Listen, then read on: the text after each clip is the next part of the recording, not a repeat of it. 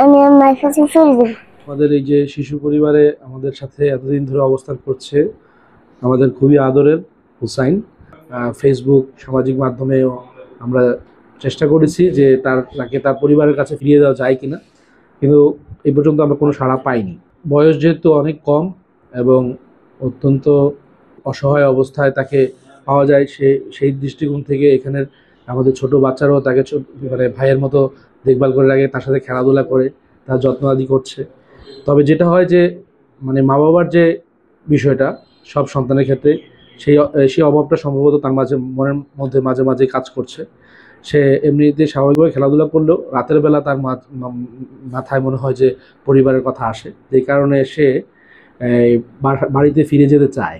তো আমাদের এখনও আপনাদের মাধ্যমে আমরা এই চেষ্টাটা আমরা করতে চাই যেন সে তার সত্যিকার আপনজন, সে আপন যেন ফিরে যেতে পারে।